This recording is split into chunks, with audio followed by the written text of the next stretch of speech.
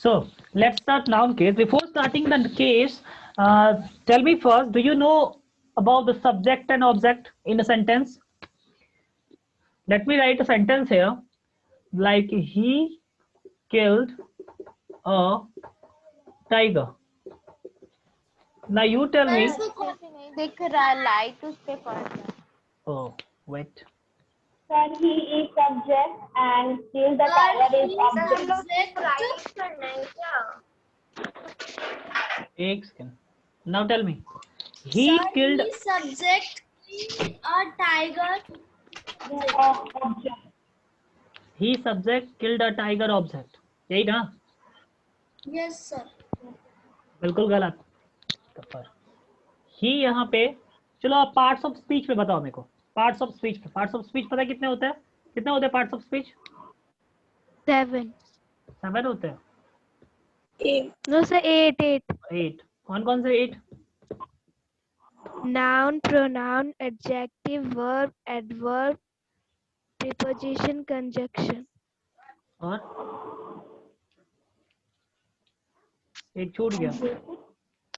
कौन होता है? शायद articles, but interjection Interjection. Exactly. तो पार्ट्स ऑफ स्पीच होते हैं 8। Noun, pronoun, adjective, verb, adverb, preposition, conjunction and interjection, ये 8 होते हैं। तो tell me in this sentence which part of speech does every word belongs to. ठीक है, every word किस किस पार्ट्स ऑफ स्पीच से बिलोंग करता है? तो ही यहाँ पे क्या है? प्रोनाउन, वेरी गुड, प्रोनाउन है। किल्ड क्या है यहाँ पे? वर्ब है। ये पार्ट्स ऑफ स्पीच का नहीं है, इसे आर्टिकल कह सकते हैं। ठीक है, डेटर्मिनर्स में आता है ये आर्टिकल, है ना? ये इसी में आता है। और टाइगर मतलब यहाँ पे किसी कोई के लिए यूज किया गया, कोई। टाइगर, ये क्या है यहाँ पे?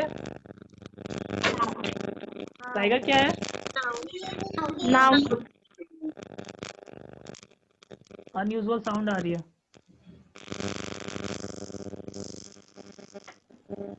सर वर्षा कुमार। चलो, सबको मैंने म्यूट कर दिया। तो प्रोनाउन, वर्ब और नाउन, ठीक है, ये चीज हमें क्लियर हो रही है कि ये पार्ट्स ऑफ स्पीच, इसे प्रोनाउन कहेंगे, ये वर्ब है और ये नाउन है।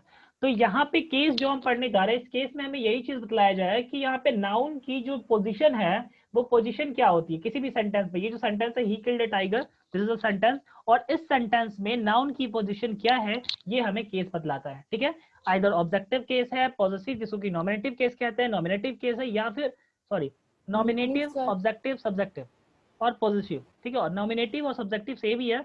इसको नॉमिनेटिव को ही सब्जेक्टिव केस कहते हैं, मतलब सब्जेक्टिव को ही नॉमिनेटिव कहा जाता है। और एक ऑब्जेक्टिव है जो एज एन ऑब्जेक्ट होता है, और पॉजिटिव होता है जहां पे पोजीशन शो किया जाता है। ठीक है, तो इसके बारे में डिटेल में पढ़ेंगे। लेट्स फर्स्ट सी। सो ये प्रोनाउन है, वर्ब है, नाउन है, ये क्लियर है। वर्ब का कौन सा फॉर्म है? ये सेकंड फॉर्म है। ये वर्ब का सेकंड फॉर्म है। सेकंड फॉर्म इसलिए पता चल रहा है क्योंकि किल का V1 किल होता है, V2 किल्ड होता है और V3 भी किल्ड होता है। तो यहाँ तो कंफ्यूजन हो गया भाई कि यहाँ पे विल, यहाँ पे किल्ड जो है ये V2 भी है, V3 भी है। तो आपको कैसे पता चला कि ये V2 है, V3 नहीं है? ठीक है, तो मुझे ऐसे पता चला कि जब भी, एक चीज याद रखना, ऑलवेज रिमेंबर इट, कि V3 जब भी यूज होता है सेंटेंस में, वो हमेशा हेल्पिंग वर्ब के साथ यूज होता है। ठीक है, always used with helping verb, एक ऑक्सिलरी वर्ब के साथ यूज होता है, फिर चाहे वो कुछ कोई भी हेल्पिंग वर्ब हो, है ना? कभी भी सेंटेंस में अगर V3 का यूज होता है तो वो हमेशा हेल्पिंग वर्ब के साथ होता है। लेकिन यहाँ पे सब्जेक्ट के बाद कोई हेल्पिंग वर्ब नहीं है, यहाँ पे डायरेक्टली ये सब्जेक्ट है और उसके बाद क्या यूज हुआ है? वर्ब। तो वर्ब का ये सेकंड फॉर्म है, और वर्ब का सेकंड फॉर्म सिर्फ और सिर्फ सिंपल पास्ट टेंस में यूज होता है। ओके, सिंपल पास्ट टेंस, जिसे पास्ट इंडेफिनिट टेंस कहते हैं। तो ये सेंटेंस जो है वो पास्ट इंडेफिनिट टेंस का है, और यहाँ पे ये जो वर्ब यूज हुआ है ये वर्ब 2 है। और मैंने ऐसे रिकॉग्नाइज करा क्योंकि इसके पहले कोई हेल्पिंग वर्ब नहीं है। हेल्पिंग वर्ब क्या होता है? Is, am, are, was, were, has, have, had, ये सब सारे होते हैं ना। ठीक है, विल, शैल, ये सब हेल्पिंग वर्ब है, ऑक्सिलरी वर्ब। ठीक है, तो यहाँ पे कोई हेल्पिंग वर्ब यूज नहीं किया गया। ठीक है, तो हेल्पिंग वर्ब नहीं है, इसलिए ये वर्ब का सेकंड फॉर्म है। अगर हेल्पिंग वर्ब यहाँ पे होता, kindly put off your mic, तो अगर यहाँ पे कोई हेल्पिंग वर्ब होता तो ये क्या होता, वर्ब का थर्ड फॉर्म होता है, लेकिन ये भी वर्ब का सेकंड फॉर्म है। चलो ये चीज क्लियर हो गया, छोटी छोटी चीजें मैं बतलाते जा रहा हूँ, ध्यान में रखना सारी चीजों को, ठीक है। नाउन का प्लेसेस को बताता है यहाँ पे। अब हम बात कर रहे थे कि what is subject and what is object, how will be recognise that, कैसे पहचानेंगे हम कि कौन सा सब्जेक्ट है और कौन सा ऑब्जेक्ट है। तो पहचानने के लिए सबसे जरूरी बात ध्यान में ये रखना है कि सबसे पहले देखते हैं कि सब्जेक्ट होता क्या है। सब्जेक्ट हम कहते हैं डूअर को, सिंपली दिमाग में रखिए कि सब्जेक्ट किसे कहते हैं, डूअर को कहते हैं। तो डूअर क्या होता है भाई, जो एक्शन को परफॉर्म करता है उसी तो डूअर कहते हैं, राइट, जो एक्शन को परफॉर्म करता है। तो सबसे पहले ढूंढते हैं कि सेंटेंस में एक्शन क्या है।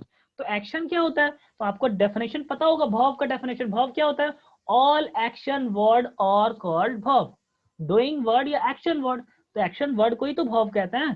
तो मैंने यहाँ पे वर्ब क्या फाइंड करा है कि ये किल्ड जो है हमारा, ये वर्ब है। तो भाई ये बताओ कि ये जब हमारा वर्ब हो गया यहाँ पे, तो एक्शन वर्ड तो यही है। तो जो एक्शन यहाँ पे परफॉर्म हो रहा है, कौन सा एक्शन परफॉर्म हो रहा है, किल्ड का एक्शन परफॉर्म हो रहा है, किल का, मारने का काम हो रहा है यहाँ पे, ही किल्ड अ टाइगर। यानी कि जो किल वाला एक्शन परफॉर्म हुआ है, उस एक्शन को परफॉर्म करने वाला परफॉर्मर कौन है भाई, डूअर कौन है। तो एक्शन परफॉर्म किसने करा, ही किल्ड अ टाइगर, उसने एक बाघ को मारा। तो यहाँ पे किल्ड जो है ये एक्शन किसके थ्रू परफॉर्म हो रहा है, who is performing this action, he exactly he is performing the action, तो he is the doer here। तो जो हमारा डूअर है, ये जो प्रोनाउन यहाँ पे यूज किया गया है वही तो हमारा डूअर है, और जो डूअर है वही सब्जेक्ट होता है, डूअर को ही तो सब्जेक्ट कहते हैं, राइट। तो ही हमारा क्या है यहाँ पे, सब्जेक्ट है। ये क्लियर हो गया। यानी कि जो भी सेंटेंस में एक्शन परफॉर्म हो रहा है, उस सेंटेंस में उस एक्शन को परफॉर्म करने वाला यानी परफॉर्मर ऑफ द एक्शन या फिर डूअर ऑफ द एक्शन, ठीक है, एक्शन जिसके थ्रू परफॉर्म हो रहा है उसे हम कहते हैं सब्जेक्ट। क्लियर है? Yes, sir. चलो ध्यान में रखना। Yes, sir. Now see one more thing, that is quite more important, कि अ टाइगर, ठीक है, यहाँ पे अ टाइगर, यहाँ पे ये नाउन है। अब मुझे सब्जेक्ट तो मिल चुका है कि अब ऑब्जेक्ट क्या होता है। तो किसी ने कहा था कि किल्ड अ टाइगर, ये कंप्लीटली ऑब्जेक्ट है। बेटा ये कंप्लीटली ऑब्जेक्ट नहीं है, ये कंप्लीटली प्रेडिकेट है। अगर सेंटेंस को हम सिर्फ दो पार्ट में बांटते हैं, सब्जेक्ट और प्रेडिकेट में, तो सब्जेक्ट जो हमारा होता है, सब्जेक्ट हमने यहाँ रिकग्नाइज कर लिया, डूअर को कहते हैं सब्जेक्ट, और रेस्ट ऑफ ऑल, ठीक है, rest part of sentence except subject, वो हमारा प्रेडिकेट होता है। तो ये किल्ड अ टाइगर, ये हमारा प्रेडिकेट हो सकता है, लेकिन मैंने प्रेडिकेट नहीं बोला है, मैंने कहा ऑब्जेक्ट क्या होता है। तो ऑब्जेक्ट क्या होता है, ध्यान से सुनो, ध्यान से सुनो काजल, लिसन टू मी। तो ये ऑब्जेक्ट होता क्या है, तो ऑब्जेक्ट जैसे कि डूअर को हम सब्जेक्ट कहते हैं ना, जिसके थ्रू एक्शन परफॉर्म होता है उसे सब्जेक्ट कहते हैं। तो एक्शन परफॉर्म होने का इफेक्ट जिस चीज पे पड़ता है, ठीक है, कैसे हुआ, क्या हुआ, कैसे हुआ, किस वक्त हुआ का मतलब, ये सारी चीजें, ठीक है, उसकी इफेक्ट जिस चीज पे पड़ रही है ना, वो हमारा ऑब्जेक्ट होता है। जैसे इसने परफॉर्म करा एक्शन किल, यानी कि मारने का एक्शन परफॉर्म करा, तो वो मरा कौन, ये जो एक्शन इसने परफॉर्म करा वो मरा कौन। ऐसा अगर जाने की बात होता है, ही गोस टू मार्केट, तो ये मरा कौन, मर कौन रहा है यहाँ पे, टाइगर। एक्शन का इफेक्ट किस चीज पे पड़ा है, एक्शन का इफेक्ट टाइगर पे, तो टाइगर क्या हो जाएगा यहाँ पे, ऑब्जेक्ट हो जाएगा। ठीक है, ये क्लियर है कि सब्जेक्ट क्या है, ऑब्जेक्ट क्या है। सब्जेक्ट डूअर को कहते हैं, और डूअर के एक्शन का इफेक्ट जिस चीज पे पड़ता है उसे हम कहते हैं ऑब्जेक्ट। क्लियर हो गया? No doubt. चलो एक सेंटेंस मैं यहाँ पे लिखता हूँ, you will tell me in the sentence which one is subject and which one is object here. Okay, let me write the sentence. They go sir इसको कॉपी में भी लिखना है to, अभी नहीं बेटा, सिर्फ अब समझो, आप पहले समझ लो इसको, ठीक है। जो लिखना, जहां से लिखना होगा वहां से मैं बताऊंगा, ये बेसिक्स मैं बता रहा हूँ आपको, ठीक है। अभी ये चैप्टर से नहीं है, आउट ऑफ द सिलेबस है। सो दे गो टू मार्केट, ठीक है, ये सेंटेंस मैंने लिखा। Now you tell me which one is subject and which one is object here and why. They subject, चलो दे सब्जेक्ट है, सब्जेक्ट और मार्केट ऑब्जेक्ट, मार्केट ऑब्जेक्ट है, चलो ठीक है। Now tell me why they is subject here and market is object here. क्योंकि sir वहाँ पे गो है, तो वो वर्ब है, और वो वर्ब को, वो एक्शन को दे कर रहा है, तो वो सब्जेक्ट होगा। Exactly. Go is action word here, and who is performing this action? They is performing this action word. That's why they is subject here. Is subject. Exactly. And the effect of going, yeah, market जा रहा है. So effect of this action is Market objective होगा. Market. yeah, market objective. Exactly.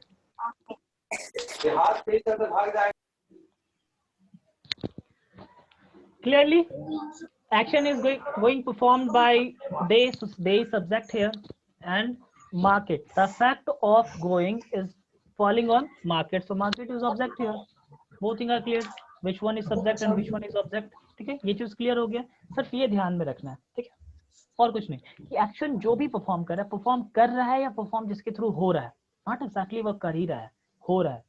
जान, ठीक है, जैसे कि कोई गाना सुन रहा है, म्यूजिक लिसनिंग. ठीक है, he is listening music, he is listening music. तो यहाँ पे ही इज लिसनिंग म्यूजिक, तो गाना सुन रहा है या फिर वो सुन रहा है, तो उसे मेहनत तो नहीं करनी पड़ी, वो अपने आप हो रहा है. ठीक है, हवाएं चल रही है, तो हवाएं चल रही है, तो हवाएं चल रहा है, अपने आप ऑटोमेटिकली हो रहा है ना. तो आपने वर्ब का जो डेफिनेशन पढ़ा है वो क्या पढ़ा है? वर्ब की डेफिनेशन तो यही पढ़ी है कि जो मतलब डूइंग वर्ड्स है ना, action word, all action word. तो एक्शन वर्ड आपने हिंदी में क्या पढ़ा था? हिंदी में आपने क्या पढ़ा था? इन हिंदी क्रिया की डेफिनेशन क्या पढ़ी थी आपने? क्रिया की डेफिनेशन वही ना, क्रिया के करने या होने के हाँ, जिस शब्द से होता है, कि जिस वर्ड से क्रिया के करने या होने, यानी कि इधर वो कर रहा है, इधर इट इज डूइंग और हैपनिंग. ठीक है, इधर समवन इज डूइंग और it is done by someone, something, किसी की चीज किसी के थ्रू हो रहा है या फिर कर रहा है वो, है ना. करने या होने का बोध होता है, इधर डूइंग और इट्स हैपनिंग, तो उसे कहते हैं वर्ब. तो वर्ब जिसके थ्रू हो रहा है, who is performing the action, वो हमारा सब्जेक्ट हो जाएगा. और एक्शन का इफेक्ट जिस चीज पे पड़ रहा है वो हमारा क्या होगा? ऑब्जेक्ट. क्लियर है ये? सब्जेक्ट ऑब्जेक्ट क्लियर हो गया? Yes sir. Now let's continue the chapter. Topic. What was the topic? Case. Let's start case. Noun case. Noun नहीं, noun है. Noun case. ठीक है, तो नाउन केस पढ़ेंगे हम. नाउन केस में क्या पढ़ना है हमें? सबसे पहले पढ़ते हैं कि ये केस होता क्या है, कि व्हाट इज द डेफिनेशन. तो मैंने पहले ही बताया कि case tells us the position of the noun in the sentence, यानी किसी भी सेंटेंस में नाउन की पोजीशन को बतलाता है. तो चलिए यहाँ पे डेफिनेशन सबसे पहले नोट कर लेते हैं. अब यहाँ से आप नोट करते जाओगे. ठीक है, चलिए सबसे पहले डेफिनेशन में लिख रहा हूँ यहाँ पे. क्लियर है? सर नहीं दिख रहा है, वहाँ पे लाइट जा रहा है. अब ठीक है. यस सर, थोड़ा ठीक है. हाँ, मास्टर कॉपी में नोट कर लो.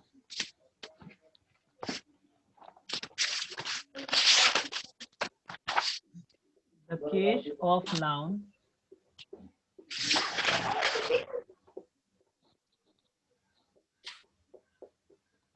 tells us about दिखाई नहीं दे रहा है about the सर. बहुत अच्छे से नहीं दिख. position of that noun. I am repeating now. Listen to me. The case of noun. The case of noun clearly तो दिखाई दे रही है. सर इसको लिखना है. Yes.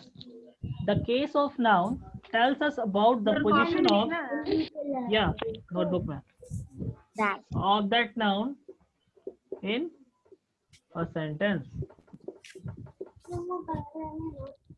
ठीक है, the case of the noun tells us about the position of the noun in a sentence. ठीक है, फॉर एग्जाम्पल क्या करेंगे यहाँ पे हम? फॉर एग्जाम्पल देखो ध्यान से, नेहा प्लेज चेस. ठीक है, नेहा प्लेज चेस. तो यहाँ पे मुझे देखो, ध्यान से देखो और बताओ मेरे को कि यहाँ पे नाउन कौन कौन सा है, किस किस वर्ड में, यहाँ पे कौन कौन सा वर्ड नाउन है? Tell me fast. Which one is noun? Play noun है. नाउन पूछा मैंने. नेहा और चेस नाउन है. क्लियर? ये भी नाउन है, ये भी नाउन है. नेहा यहाँ प्लेस क्या है? वर्ब वर्ब है, वेरी गुड, वर्ब है। तो यानी कि ये नाउन है, ये नाउन है, दो नाउन हमें मिल रहा है यहाँ पे, दो नाउन दिखाई दे रही है। Is everyone listening to me? ध्यान से Yes, सुनो यहाँ sir. पे। Now see, Neha plays chess, noun यहाँ पे ये भी है और ये भी नाउन है। अब देखते हैं कि नाउन, अब ये केस हमें यही क्लैरिफाई करता है कि यहाँ पे जो नाउन्स हैं उस नाउन का पोजीशन क्या है इस सेंटेंस में। ये सेंटेंस है Neha plays chess, Neha play chess खेलती है, तो ये हमारा एक सेंटेंस हो गया। अब इस सेंटेंस में हमारे नाउन्स का पोजीशन क्या है वो हमें बताएगा केस, वो हमें बताएगा केस। तो यहाँ पे दो नाउन है, दोनों की पोजीशन क्या है हम चेक कर लेते हैं, ठीक है। तो यहाँ पे ऐसा तो हम इजीली चेक कर सकते हैं, जो मेथड मैंने आपको बताया उस मेथड से तो इजीली चेक कर सकते हैं। What is the action performing going performed here? Play. Play. And who is performing the action? Neha. Neha. तो नेहा क्या है यहाँ पे? Neha is subject. Very good, Neha is subject. And Neha is subject. and what is and the effect of playing is falling on Chess. chess. So what is chess here? Object. Clear है? यानी कि यहाँ पे नेहा क्या हो गई? Subject है, और ये नाउन सॉरी चेस क्या है यहाँ पे? Object. उस मेथड से भी आप रिकॉग्नाइज कर सकते हो। और फिर ये चीज अब केस के अकॉर्डिंग देखते हैं, तो केस के अकॉर्डिंग देखते हैं। तो अभी नॉमिन केस के अकॉर्डिंग हमें केस ये कहता है कि देखो केस क्या कहता है हमें कि यहाँ पे जो नेहा है वो सब्जेक्ट है, ठीक है। This sentence answer the question who सैंग a song, ठीक है। अगर यहाँ पे एक क्वेश्चन लिखा होता कि हु सैंग अ सॉन्ग, गाना किसने गाया, ठीक है। हु सैंग अ सॉन्ग, गाना किसने गाया, तो इस हु का आंसर कौन सा है? नेहा। इस हु का आंसर क्या है यहाँ पे? नेहा है। नेहा है ना। तो यहाँ पे जो हु का आंसर द प्रेडिकेट और ऑब्जेक्ट यहाँ पे सॉन्ग है, ये चीज तो क्लियर है, ठीक है।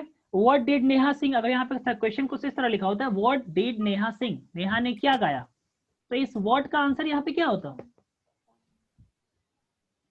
सॉन्ग। सॉन्ग गाया ना उसने, song he sang the song।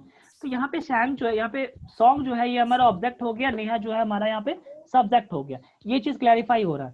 तो देखो कि जब नाउन जो है वो सब्जेक्ट के फॉर्म में यूज होता है ना, सब्जेक्ट ऑफ द वर्ब, यानी किसी वर्ब का जो सब्जेक्ट होता है अगर नाउन यहाँ पे, तो उसे हम क्या कहते हैं?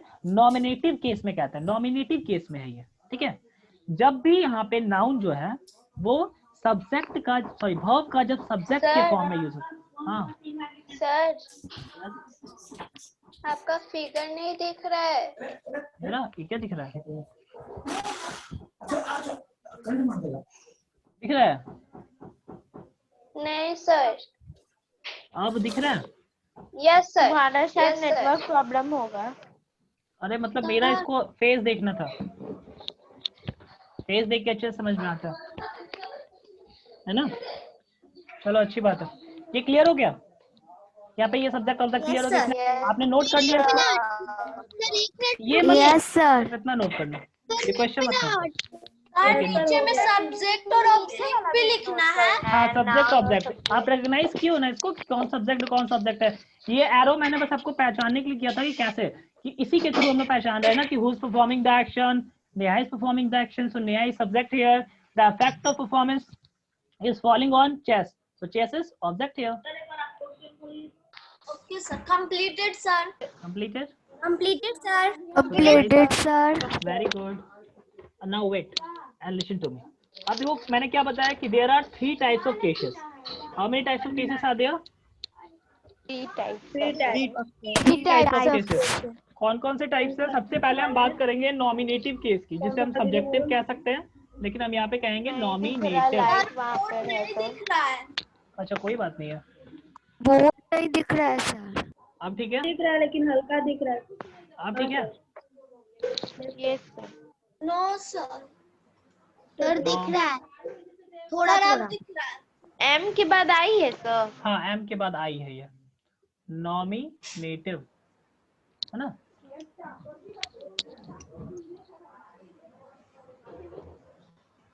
नॉमिनेटिव केस, नॉमिनेटिव केस कब कहेंगे? देखो ध्यान से, जब noun as a subject use होता है, सिंपल वर्ड में अगर मैं कहूँ तो नाउन जब एज अ सब्जेक्ट यूज होता है तो उसे हम कहते हैं कि नाउन नॉमिनेटिव केस में है, ठीक है, नॉमिनेटिव केस। और नॉमिनेटिव फाइंड करने का जो सिंपल तरीका होता है वो सर आपका वीडियो नहीं आ रहा है। आपकी नेटवर्क प्रॉब्लम होगी, हेलो सर। नेटवर्क इशू होगी बेटा आपकी। सर आ रहा है। आ रहा है सर ना? आपकी आवाज नहीं आ रही है। सर ऑनलाइन क्लास में प्रॉब्लम होता है। आ रहा है, देखो आदित्य को, आकृति को आ रहा है। यस सर आ रहा है। आ रही है, सबको आ रही है। चलो जिसको नहीं आ रही है वो रीजॉइन कर सकता है फिर से, ठीक है, नेटवर्क प्रॉब्लम ठीक हो जाएगी, रीजॉइन कर सकता है। I am here to join you, admit you, ठीक है। तो देखिए नॉमिनेटिव केस क्या होता है, उसकी डेफिनेशन देखो, मैं लिखने जा रहा हूँ यहाँ पे कि when a noun is used as a subject, ठीक है, when a noun is used, when a noun is used as the subject,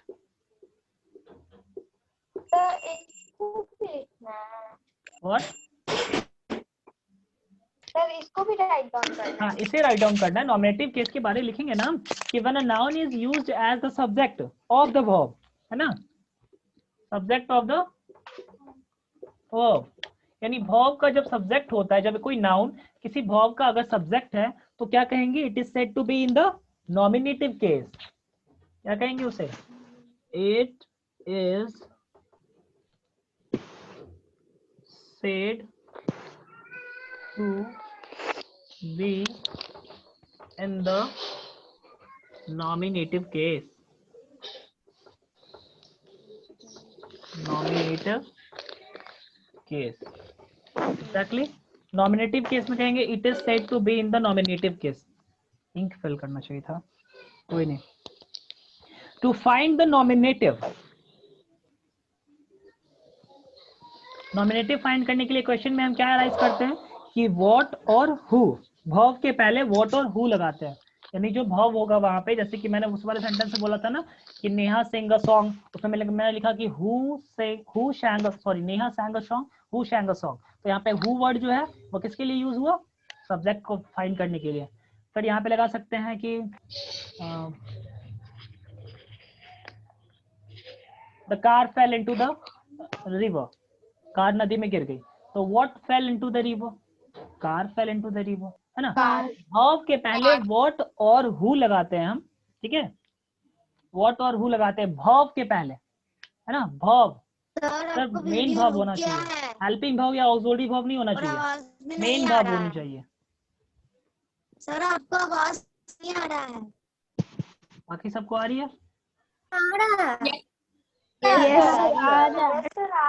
आप फिर से रीज्वाइन कर लो तानिया, रीज्वाइन करो, आपकी नेटवर्क इशू है, रीज्वाइन कर लो आप, ठीक है। सर अब आ रहा।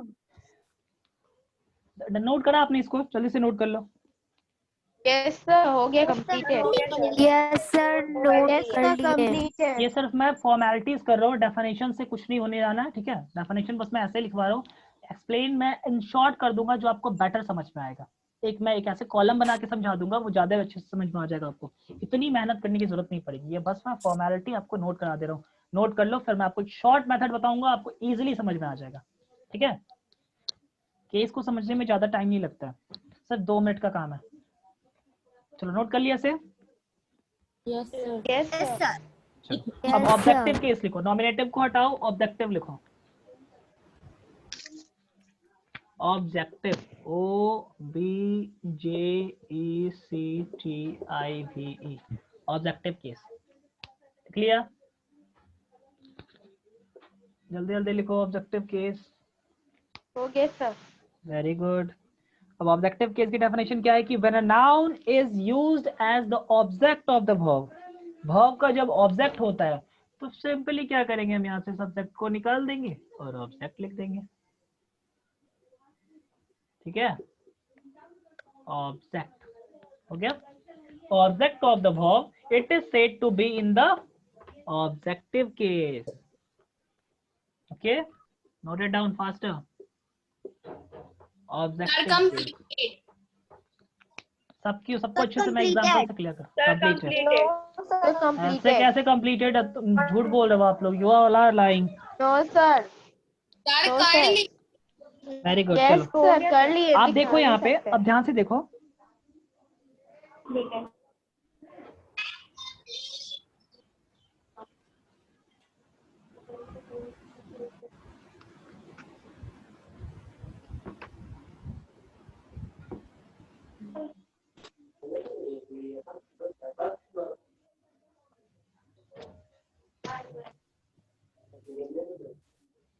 देखो एक चीज और यहाँ पे मैं आपको बता दूं कि एक्यूजेटिव केस क्या होता है, ठीक है। पॉजिटिव और जेनेटिव सेम होता है, एक्यूजेटिव और ऑब्जेक्टिव को यही वाला चीज है। ऑब्जेक्टिव केस जो होता है ना हमारा, इसी को एक्यूजेटिव केस भी कहते हैं। अगर मान लो कहीं पे आपको नया ये फॉर्म सुनने को मिले कि सर ने तो सिर्फ 3 ही बताया था, सर ने तो सिर्फ हमें बताया था कि सर नॉमिनेटिव होता है, ऑब्जेक्टिव होता है और एक पॉजिटिव होता है, सिर्फ 3 ही केस होता है। तो ऑब्जेक्टिव को, और तो मैंने ये भी तो कहा कि कोई अगर बताओ सब्जेक्टिव फॉर्म बोलता है आपको, सब्जेक्टिव, तो नॉमिनेटिव हो या सब्जेक्टिव हो बात तो एक ही है, राइट। अगर सब्जेक्टिव बोलता है, किसी को नॉमिनेटिव नहीं याद रहता, सब्जेक्टिव ही बोलता है, गलत नहीं है, ठीक है, ठीक है दोनों। उसके बाद मान लो अगर किसी ने कहा कि ऑब्जेक्टिव ना बोल करके उसने एक्यूजेटिव बोला, एक्यूजेटिव, तो एक्यूजेटिव भी सेम ही होता है।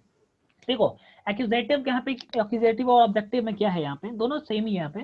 तो दोनों इसलिए कहते हैं यहाँ पे इसको, क्योंकि जब ऑब्जेक्ट होता है ना, तो ऑब्जेक्ट या तो डायरेक्ट ऑब्जेक्ट हो जाता है, ठीक है, या तो इनडायरेक्ट ऑब्जेक्ट हो सकता है। डायरेक्ट ऑब्जेक्ट भी हो सकता है, इनडायरेक्ट हो सकता है। ये भी देखो, मान लो अगर मैंने ऐसा ये लिखा कि he sang a song on the stage, ठीक है, या in the room, in the library, in the market, on the road, कुछ भी हो सकता है ना। तो यहाँ पे उसने गाना गाया, गाना तो ऑब्जेक्ट ही है यहाँ पे, ठीक है, उसने गाना गाया, मार्केट में गाना गाया, तो ये मार्केट भी ऑब्जेक्ट है वहां पे, ठीक है, मार्केट भी ऑब्जेक्ट ही है यहाँ पे। अब यहाँ पे ऑब्जेक्ट, अब कौन सा मार्केट, कौन सा ऑब्जेक्ट है यहाँ पे, डायरेक्ट ऑब्जेक्ट है, इनडायरेक्ट ऑब्जेक्ट है, या फिर ऑब्जेक्ट इन प्रपोजिशन है। ऑब्जेक्ट इन प्रपोजिशन का मतलब क्या होता है, अगर किसी ऑब्जेक्ट के पहले प्रपोजिशन यूज किया गया है, कोई प्रपोजिशन, जैसे मैंने क्या बोला, he sang a song in the market, तो यहाँ पे इन द मार्केट, तो मार्केट तो यहाँ पे ऑब्जेक्ट ही है, मार्केट ऑब्जेक्ट है, ठीक है, लेकिन उसके पहले क्या लगा है, इन क्या है, प्रपोजिशन है। तो जिस नाउन के पहले, यानी नाउन जो कि ऑब्जेक्ट में हो, उसके पहले अगर कोई प्रपोजिशन यूज किया गया हो, तो उसे कहते हैं ऑब्जेक्ट इन प्रपोजिशन, ठीक है। तो इसमें से कोई भी ऑब्जेक्ट, आइदर वो डायरेक्ट ऑब्जेक्ट हो, इनडायरेक्ट ऑब्जेक्ट हो, या ऑब्जेक्ट इन प्रपोजिशन हो, ठीक है, इन तीनों कंडीशन में हम क्या कहेंगे, इन तीनों कंडीशन में हम क्या कहेंगे, तीनों कंडीशन में ऑब्जेक्ट होगा, इन तीनों कंडीशन में ऑब्जेक्ट क्या होगा, ऑब्जेक्टिव केस होगा या फिर एक्यूजेटिव का केस होगा, ठीक है। यानी कि ऑब्जेक्ट किसी फॉर्म में है वो ऑब्जेक्टिव और एक्यूजेटिव होगा। एक्यूजेटिव भी कह सकते हैं, ACCUSATIVE, नोट कर लो, एक्यूजेटिव, ठीक है, एक्यूजेटिव केस भी कहेंगे उसे। Completed sir. Done. Yes sir. Sir sir accusative की स्पेलिंग क्या होगी? ACCU, पर ये ऑब्जेक्टिव नहीं दिखाएगा। हाँ ऑब्जेक्टिव और एक्यूजेटिव दोनों कह सकते हैं इसको, ठीक है, एक्यूजेटिव भी कह सकते हो और ऑब्जेक्टिव भी कह सकते हो, ऑब्जेक्टिव और एक्यूजेटिव दोनों सेम है, कंफ्यूज नहीं होना है। अब आते हैं पॉजिटिव केस। तो आप किसके सबने वो पढ़ा होगा, एपोस्ट्रॉफी, सबको पता है एपोस्ट्रॉफी क्या होता है, एपोस्ट्रॉफी पता है सबको? Yes sir. जैसे अगर मैं कहूँ कि सीता की कार, तो मैं क्या लिखूंगा यहाँ पे, सीताज कार लिख सकता हूँ ना, लिख सकता हूँ ना। तो यहाँ पे जो सीताज कार मैंने लिखा है, तो एपोस्ट्रॉफी चैप्टर में क्लियरली पढ़ेंगे कि एपोस्ट्रॉफी का यूजेस कैसे कैसे होता है, लेकिन हमें सिर्फ यहाँ पॉजिटिव केस पढ़ना है। तो यहाँ पे सीताज कार भी लिख सकता था, या फिर मैं क्या लिख सकता था, कार ऑफ सीता, ये भी तो लिख सकता था। इसका मतलब भी तो वही होता है ना, सीता की कार, सर ये भी इसके भी कह सकते हैं सीता की कार या सीता की कार, ऐसा तो दोनों का मीनिंग सेम ही है ना, बस एपोस्ट्रॉफी लगा करके हम थोड़ा उसे इजी वे में इन शॉर्ट बना देते हैं। तो पोजीशन यहाँ पे शो करता है, ठीक है, पोजीशन शो करने के लिए हम यहाँ पे एपोस्ट्रॉफी का यूज करते हैं। तो देखिए एपोस्ट्रॉफी शोज ओनरशिप और पोजीशन ऑफ एन ऑब्जेक्ट, तो यही सी बात है, तो मैंने बताया आपको सीता जो एपोस्ट्रोफी यूज किया हमने कि ये पोजीशन शो कर रहा है किस चीज पे, ये कार पे पोजीशन शो कर रहा है कि Sita is positioning this car, ठीक है, Sita is positioning this car. तो पोजीशन शो करने के लिए हमने एपोस्ट्रोफी का यूज करा। एपोस्ट्रोफी का यूज कहाँ होता है, पोजीशन शो करने के लिए या फिर ओनरशिप यूज शो करने के लिए। तो ये कार की ओनर कौन है, सीता है। तो here the ownership of car is showing this apostrophe, ठीक है। कार की ओनरशिप कौन शो कर रहा है, एपोस्ट्रोफी शो कर रहा है कि एपोस्ट्रोफी ये कार किसकी है, सीता की है। Sita is the owner of this car. Apostrophe use for showing the ownership, इधर ओनरशिप और पोजीशन। तो पोजीशन केस क्या होता है,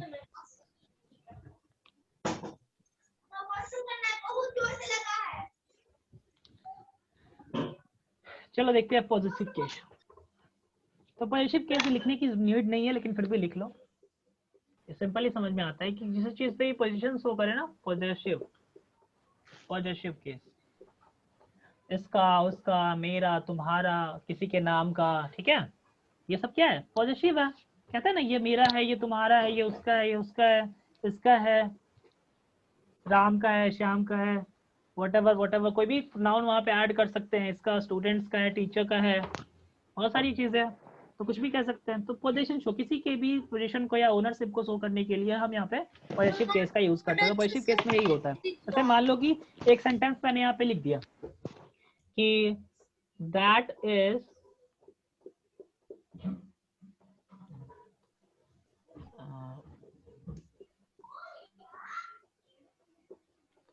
राहुल बुक, वो किताब राहुल की किताब है ना, दैट इज राहुल, वो राहुल की किताब है। तो यहाँ पे दैट इज राहुल बुक जो मैंने लिखा है, क्या राहुल कार या कुछ भी लिख दो, दैट इज राहुल बुक मैंने लिखा है।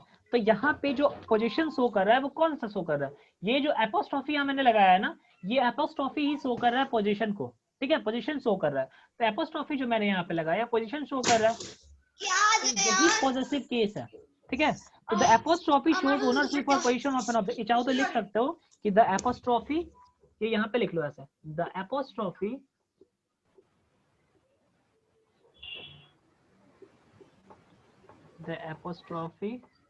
ब्रैकेट में एपोस्ट्रोफी की, sir that is Ram book, sir वो भी नोट करें।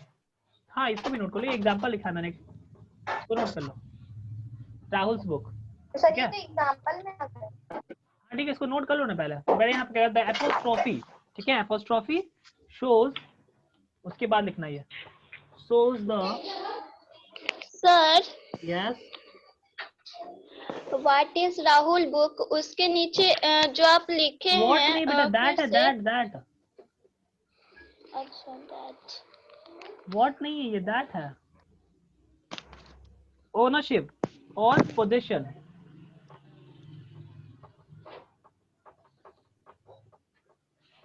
ऑफ एन ऑब्जेक्ट,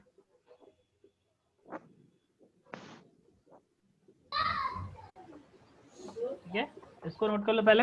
उसके बाद लिखना एपोस्ट्रोफी के बाद क्या लिखा है, एपोस्ट्रोफी के बाद मैंने एक यहाँ पे साइन दिया, एपोस्ट्रोफी का जो साइन होता है देखो, एपोस्ट्रोफी का साइन मैंने यहाँ पे क्या दिया है, ऐसे, यहाँ पे भी दिया ऐसे, वो एपोस्ट्रोफी का साइन है। तो वही साइन मैंने यहाँ बनाया यहाँ पे, ठीक है। और पॉजिटिव ऑफ एंड के बाद क्या लिखे हैं, पोजीशन है, position of an object, position of an object, completed sir, good,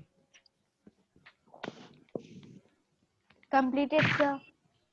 अब देखो इसके बाद इसे मैं डिवाइड कर दूं, yes sir, no sir, no sir, yes sir, the apostrophe shows the ownership or possession of an object, बस इतना ही लिखा था मैंने। सर एपोस्ट्रोफी के बाद क्या लिखे हैं, shows ownership, shows SHOWS, shows ownership or possession।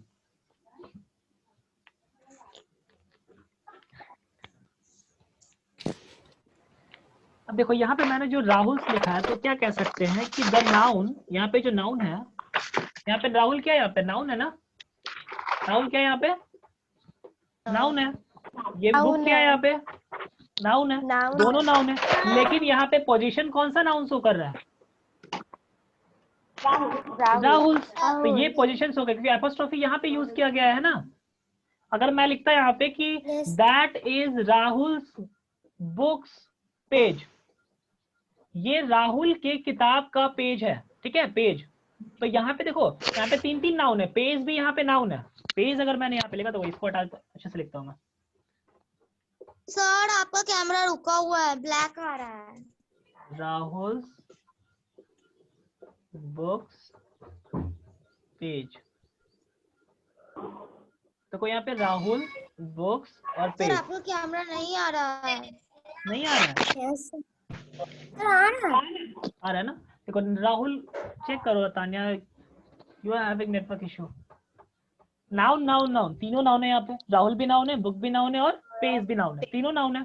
लेकिन देखो यहाँ पे भी मैंने एपोस्ट्रोफी यूज किया, यहाँ पे मैंने, तो क्या हो गया, that is Rahul books page, ये राहुल की बुक की पेज है। यानी कि यहाँ पे राहुल पोजीशन शो कर रहा है इस किताब की, और ये बुक किसकी पोजीशन शो कर रहा है, इस पेज की, है ना, इस पेज की। यानी ये पेज जो है ये इस बुक का है, और ये बुक किसका है, राहुल का। राहुल का है। तो यहाँ पे एपोस्ट्रोफी मैंने दोनों में यूज किया, तो ये दोनों नाउन क्या हो जाएगा, दोनों का दोनों नाउन किस में आ जाएगा, पॉजेसिव केस में। तो कह सकते हैं this both noun, the noun, यहाँ लिख सकता हूं मैं कि द